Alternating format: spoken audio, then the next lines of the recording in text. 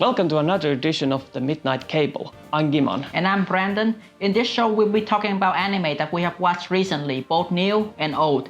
In this week, we are introducing a new format to the show.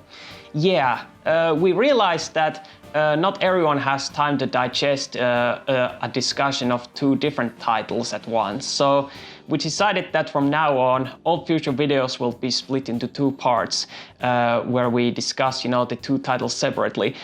This gives, opportunity for people who only want to hear opinion of a specific title by watching one of the parts, and those who don't have time to watch the entire thing at once can at least watch the first part and then come back for the rest. There will also be timestamp added to help with navigating to specific part of each discussions. Yeah. Anyway, this week we take our first step towards a genre which arguably has even more overused tropes than even shonen anime has. Yes, I said that. And that genre is isekai. Well, to be fair, the first title that we'll be talking about, BOFURI, is technically not an isekai, but it certainly has, many of these cliches and tropes that we've seen so many times before that it's not that hard to, mistake it at first glance. But to sum up the basic premise for it, it's what Sword Art Online would be if there are no stakes and no one would die. And to pair it up with with the MMO team, we also think that this is a perfect opportunity for us to revisit and discuss this one anime that we happened to watch 1 or 2 years ago that we really enjoyed. And that anime is Recovery of an MMO Junkies. Yeah, don't you mean chunky? Yeah, but anyway, we'll be first starting off with BOFURI.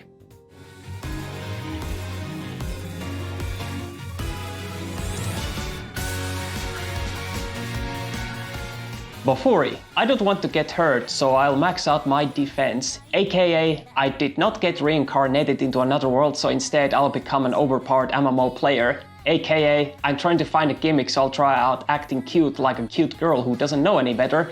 It's a story about a girl named Kaede Honjo, better known as Maple. No, not that Maple. Who at the urging of her best friend Risa Shiramine, aka Sally, starts playing an VR MMORPG named New World Online. She chooses a shield-based class and decides to, well, the title kinda gives away now, doesn't it? Anyway, she miraculously gets good at the game, as all MMO game heroes do, and she aims to be at the top of the leaderboards along with her friend Sally. So, Brandon, what did you think of BOFURI? Well, I would have to say this anime is 100% cute. 100% kawaii kusugoide. It's a really enjoyable to watch show.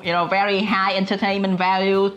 Very wholesome. Everyone's nice with each other. But that's all on the surface level. That's just all this anime has. Just cute girl doing cute stuff. There was nothing special in terms of character development, drama or story. It's just very normal and not that unique slice of life. With an MMO team. Yeah, that's perfectly summed up, but I thought that at least, when it comes to new things, I thought that, this anime was surprising in two ways. First, It was surprising in a way that, we've seen these types of plots before, where, there are these main characters who are trying to compete, trying to win something. Yes. But unlike in those, there surprisingly isn't any unnecessary human drama, and how there are these, backstories that, oh, I lost this, one game, and like that I've been in depression since I've stopped believing in myself, or something like that. But no, it's just that it's just a typical that they're just playing, a normal game, that they're just there to have fun, and the only stake there is that will they accomplish, will they actually succeed, and it's more about, having fun and acting cute. But the other thing that was surprising is that despite it lacking any real danger and plot, it actually managed to capture the spirit of MMORPGs really well. That had these game mechanics that reminded me a lot about the games I played, but we'll get to more in detail soon enough when we discuss about it. I agree with you. You know, fun and cute is the name of the game here, and technically, you know, this anime does have some sort of subtle character development. You know, some very, you know, tiny amount of, you know, plot progression, but you know, it's just a backdrop for, you know, cute girls doing cute things, you know, and we all like, you know, when cute girls do cute stuff, right? You know, well, we all like little girls doing cute stuff.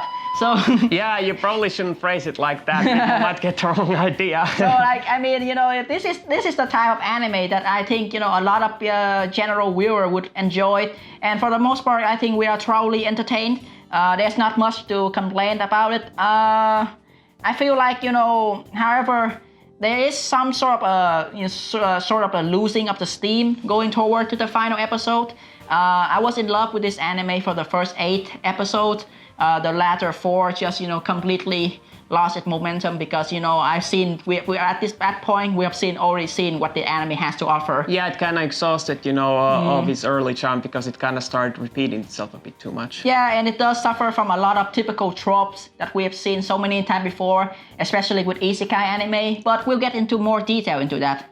Characters! When it comes to our main character, Kaede, also known as Maple in the game, she is this, you know, typical, you know, cutesy girl whose whole job is to act cute and who doesn't know any better. But what did you think about her?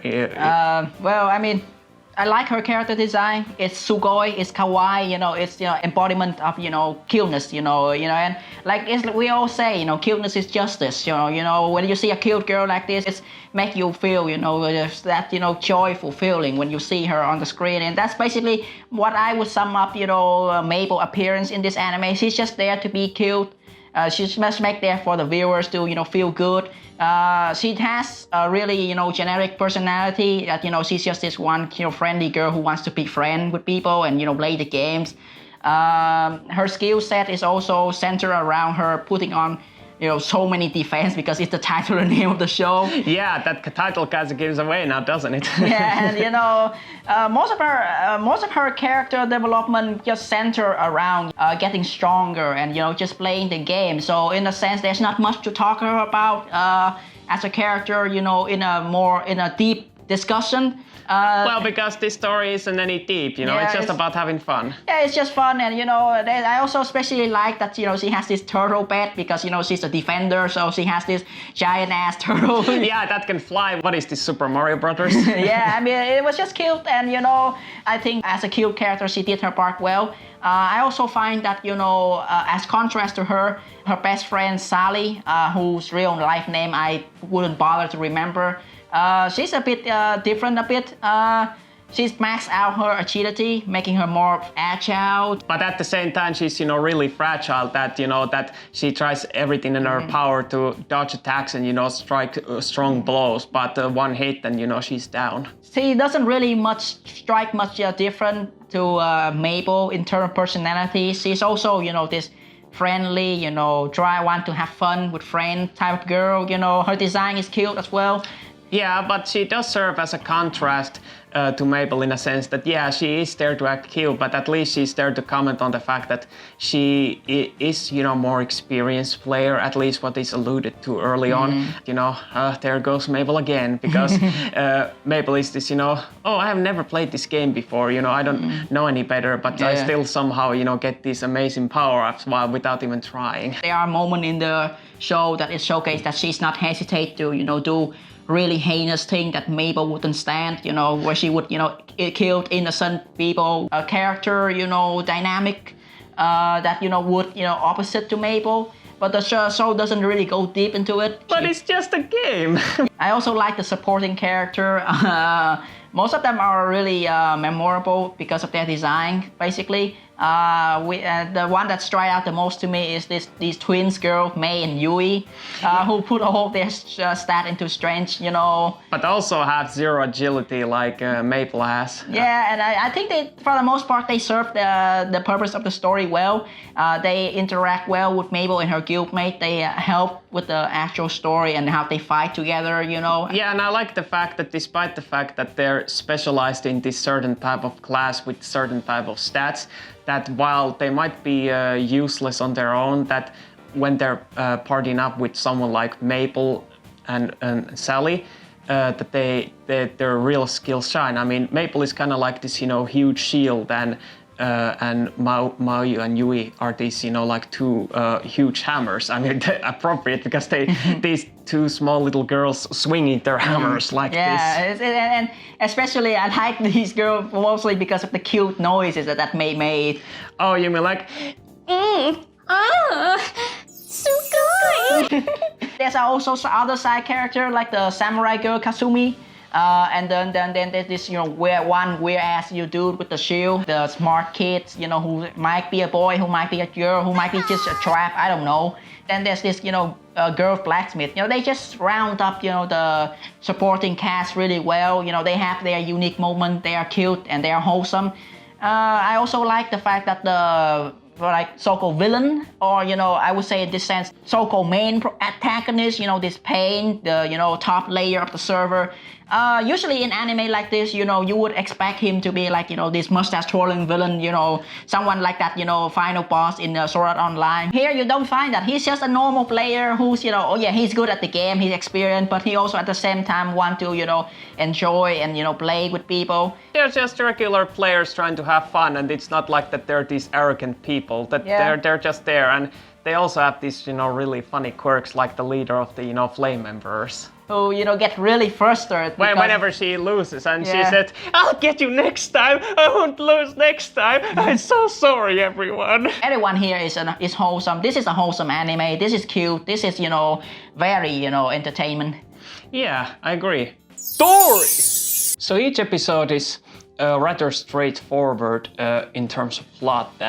At the beginning, mostly there is Maple leveling up or finding a new power-up.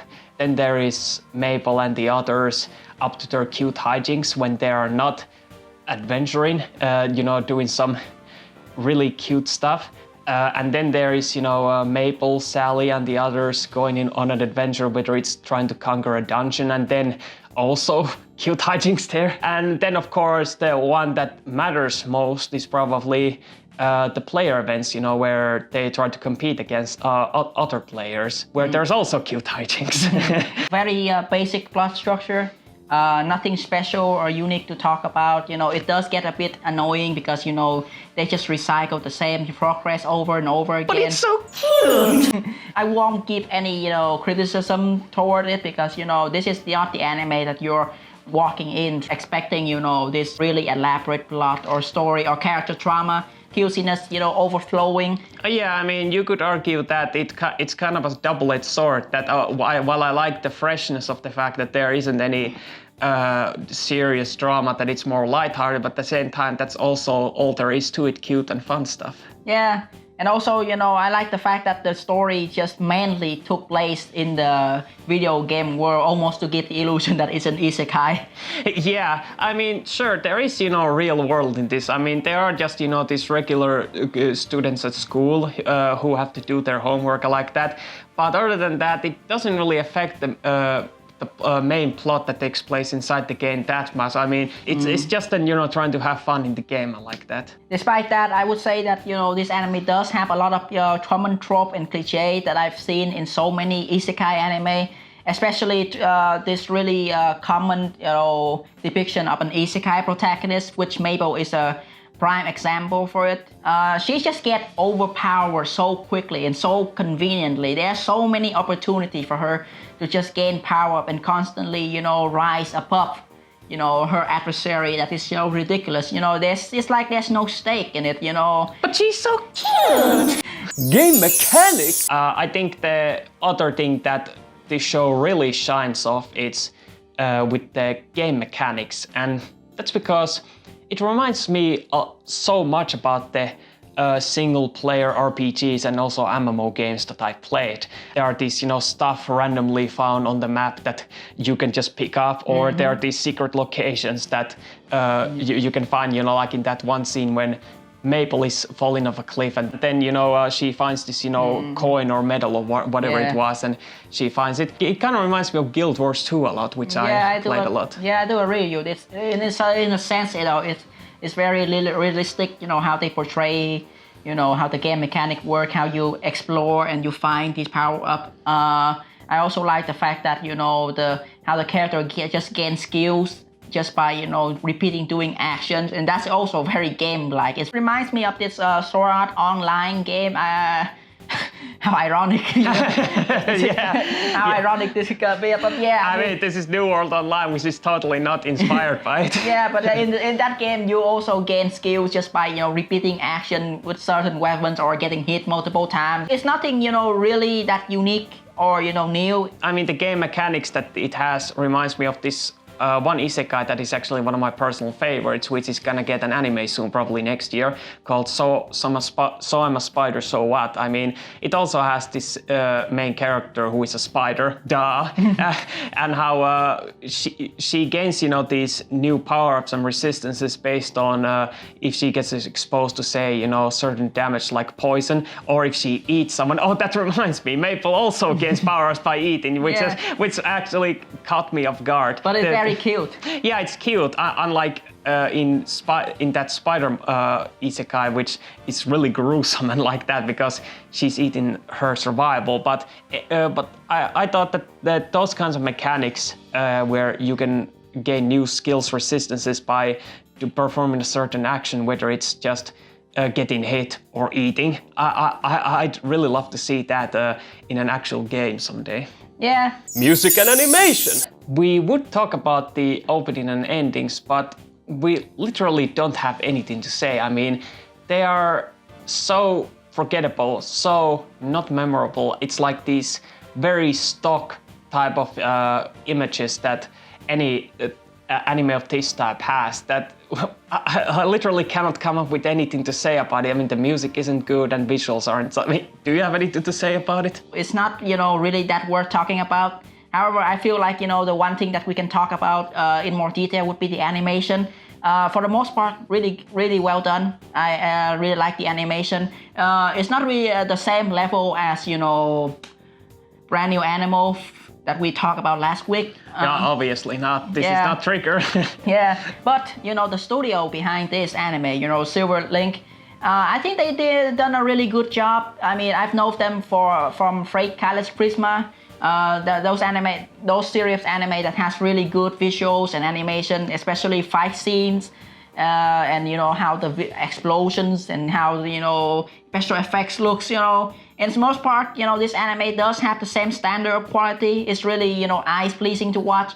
There are some occasional 3D animation that I don't like, because I always hate 3D animation. Yeah, but to be fair, to the show's credit, considering that it takes place inside a game, so you could argue that it's not supposed to look that good since it's just a game, and I guess that means it's a really low quality type of MMORPG not to have those good visuals. And also at least the 3D animation, especially with the dungeon bosses, still look better than, for example, Overlord Season 3's battle scenes. It's serviceable, but nothing spectacular. Yeah, I agree with you. And for the most part, highlight would be the action scene involving Maple. Some really awesome power-ups, Oh god, yes. Yeah, like those scenes where she's transformed into this giant mecha Gundam-like, robot that has these massive guns, and Oh, when he turns into this Godzilla kind of threshold monster. Tons of explosion, tons of cool special effects, and and also on top of that, many good comedy and jokes, especially like when she the people just. Yeah, I mean, would a person really, just disintegrate when they just, get touched that easily? I don't know. Would you try that?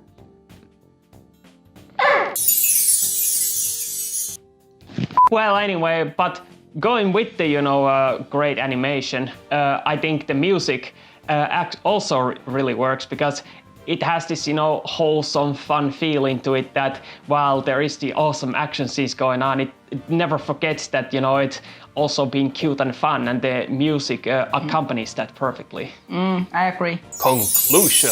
So overall, BOFURI was really, really enjoyable, but just like I said earlier, it kind of loses its steam towards the final few episodes, and it kind of managed to exhaust everything that it threw at us.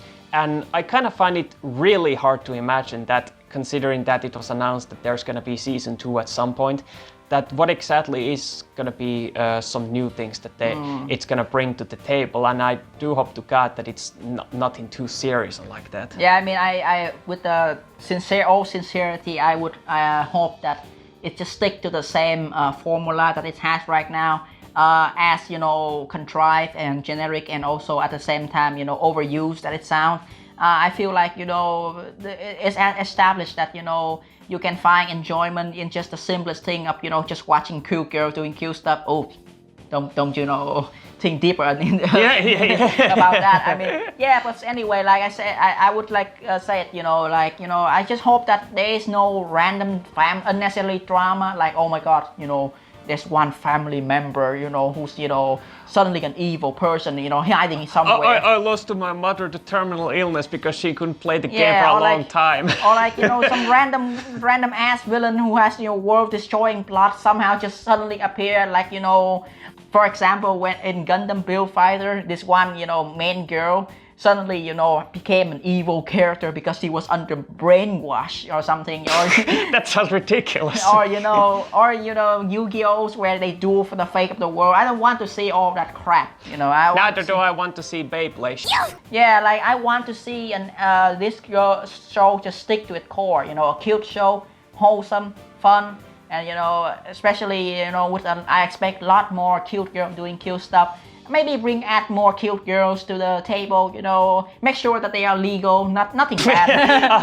Nothing bad about it, you know. Yeah, it's, remember, if she's, you know, not underage, it's okay.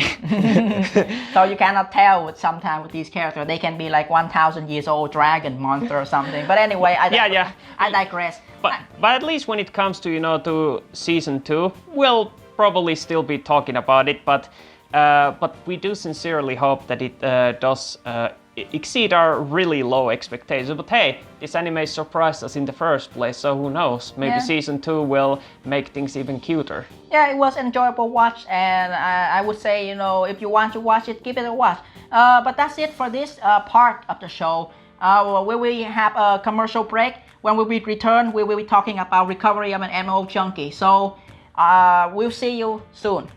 Yeah, we'll see you right after these messages.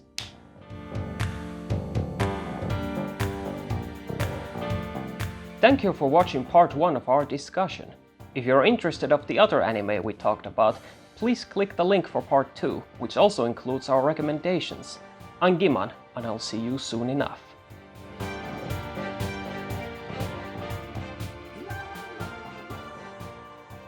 To be continued in part 2!